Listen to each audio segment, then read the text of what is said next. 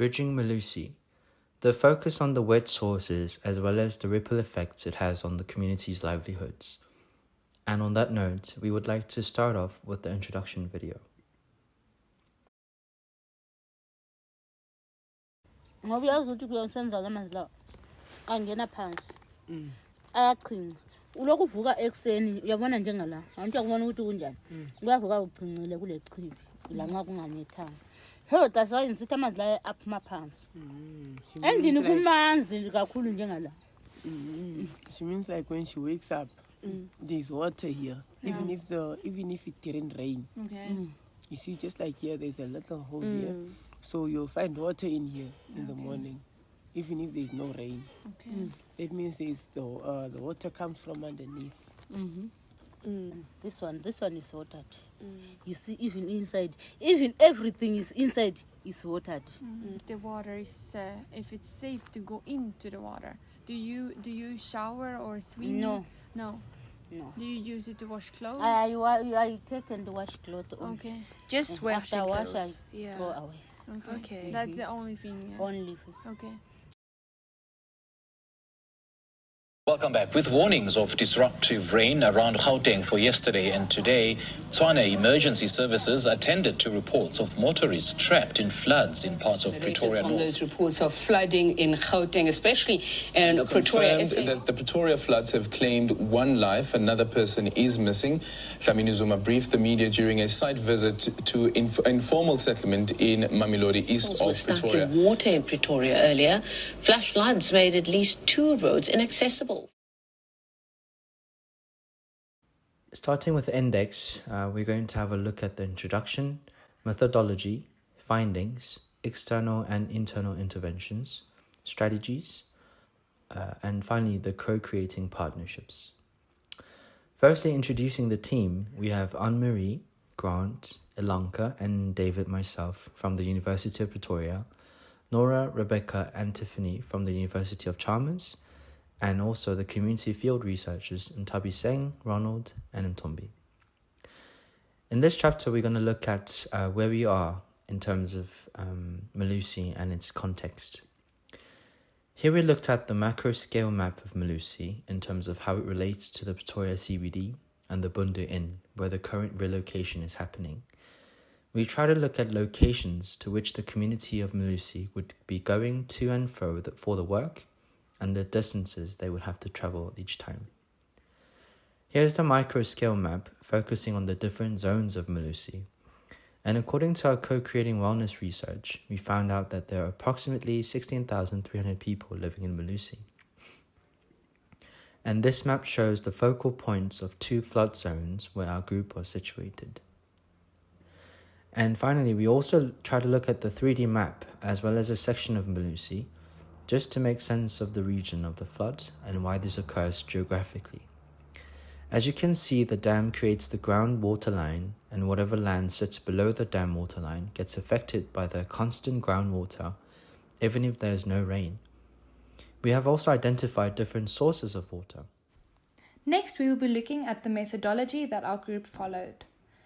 Our group objective was a qualitative and comparative analysis of the vulnerabilities associated with the quality of life and well-being of Melusi's residents, according to the cumulative effects of natural and man-made wet sources, rainfall and geographical input in the flooding areas, and existing resilience and responses to these circumstances. As mentioned, our group also followed the Okadabu method as a framework for effective data collection and storage. Next, we'll be looking at the timeline that our group followed, which runs parallel with the timeline mentioned in the overview. The needs finding workshop and initial site visit highlighted the vulnerability that these water bodies brought to the community and how these vulnerabilities affect tributary factors such as pedestrian routes and access to resources and economic nodes, which will be later illustrated in our data finding category.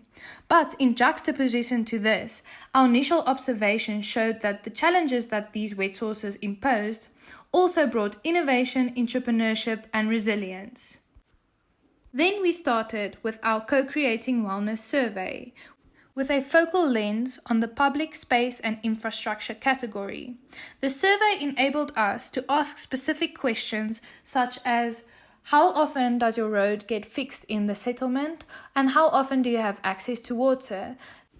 The pie graph displays a way that we could extract this data and will be elaborated on later in our findings category. We then later developed an adapted questionnaire focusing on the environmental impacts with relation to wetlands, the quarry and dam, and the homesteads affected by runoff and stormwater.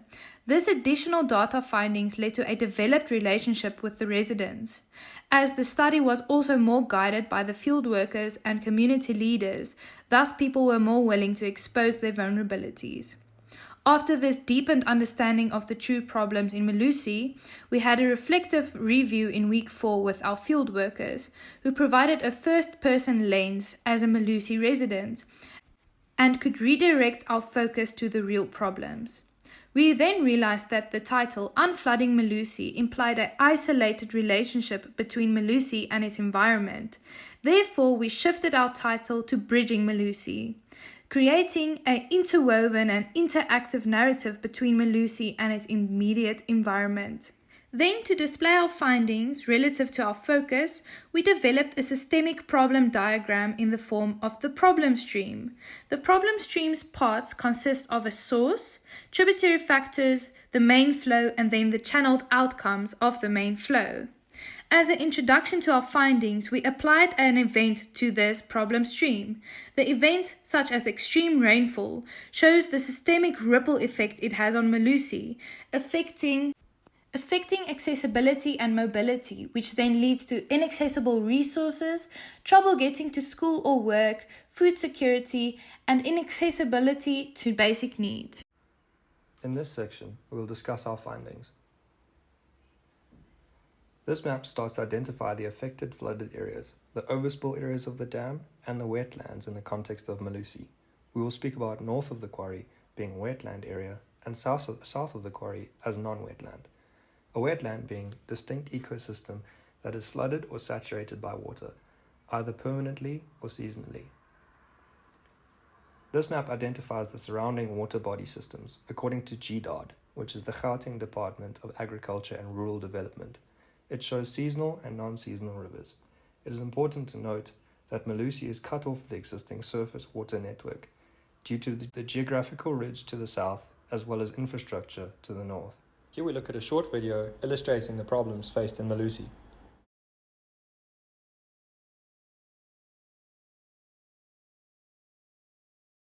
Abantu bacabanga ukuthi ngiyisidom njengoba ngihlala eduze kwedamu, kodwa ngindindino inginike enye indawo eseduze. Mangivuke kuhlezi khona amanzi phambi komnyango ngoba indlu yami iyakhiwe phezulu kwexhaphazi. Kuhlale kukhona amanzi endlini. Ebusika siyagula ngenxa yalenkinga yamanzi. Sengiyasaba manje ngoba ngo-2014 ngagula ngahlala izinyanga eziyisithupha esibhedlela. Ngiyasaba ukuthi kuzokwenzeka futhi.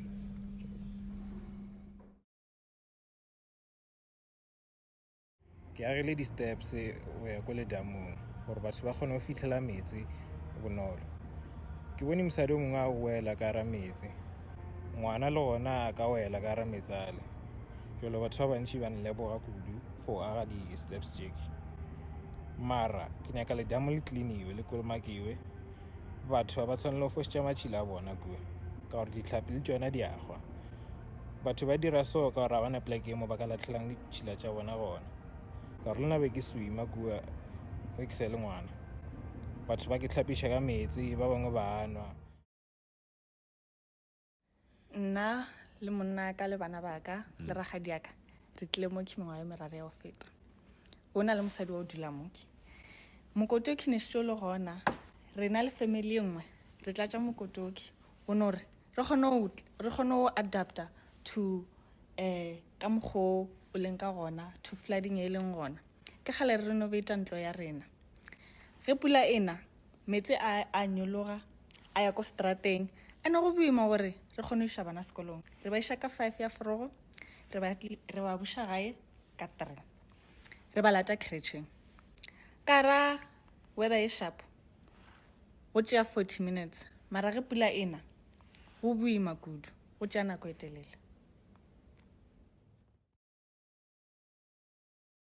As we unpacked the data collected on our research, 4 different water sources are highlighted. The sources are wetland, quarry, groundwater, and surface runoff.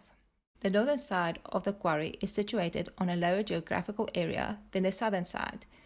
This allows the development of a greater number of water bodies.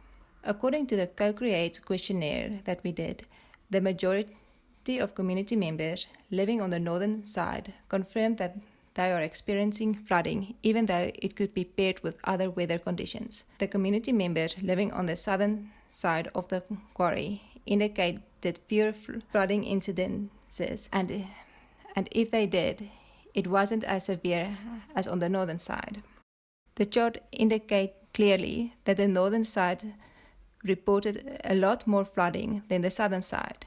On the other hand, the southern side experienced more fires and hot temperatures. One could conclude that it is due to the larger presence of water on the northern side, decreases the overall temperature and fire hazard. On the northern side, a large amount of community members which reported flooding has also reported having little to no cars passing through, whereas the southern side reported a lot more vehicular activity. This concludes that the vehicular access is directly influenced by flooding, and which in turn can affect their livelihoods. As the northern side is less accessible compared to the southern side, economic activities are significantly lower. On the southern side, there are significantly more social and economical activities taking place, which allows for more opportunity to establish a sustainable livelihood. A far greater number in total of economical activities has been observed on the southern side, whereas the number of domestic activities have been noted on the northern side. This leads to the possible conclusion that the presence of water allows for little activities. Thus, undertake the community members domestic activities, which have a more immediate effect on their livelihoods than economical and social activities would have. This map shows how people living in the wetland have adapted and begun installing taps connected to municipal services. This has improved their access to potable water. Whereas south of the quarry, the main water supply is from JoJo tanks. This is an unreliable source, as the tanks are not often serviced. Residents indicated that there were periods where they will not be filled up for 2 weeks at a time. This is the area observed where people took initiative and dug into the ground to filter water from the quarry. We will elaborate on this later. The majority of people on the southern side dump their waste on the banks of the quarry. This is polluting the water, affecting the livelihoods of all people surrounding the quarry. The green represents municipal disposal, which is only accessible to people living close to the dumping site upon the main entrance to Melusi. With no vehicular accessibility to the rest of the site, the municipality cannot collect waste, increasing health risk to many residents. Internal interventions. This chapter focuses on the internal implementations that the community of Gomora themselves has put into place in order to counteract the flood-related problems. But in order to understand this, we first have to look at where and who the Gomora is. As shown on the map, Gomora is a local term for Melusi 1 and 3 put together, as shown on with the red dotted lines. And to understand who the Gomora people are, we're going to have a look at the video describing who they really are.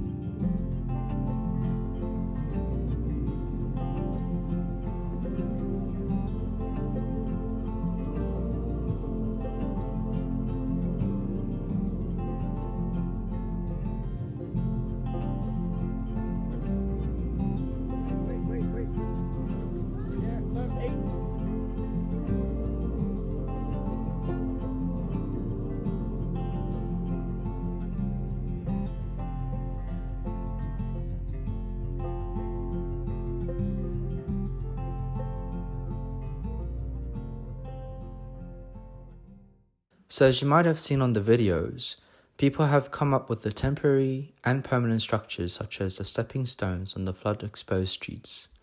The temporary as well as permanent boundary structures to keep the water off the houses, and the structured water channels to guide the water towards the dam without the water having to flood the streets. During our research, we also found out the wetland, which is the best source of water filtration, filters the water, and how the community has the potential to utilize from the wetland filtered water. And so by laying a temporary bridge across the stream problem, the community now has a much more qualitative and better access to factors such as mobility, health, wellness, and access to basic needs.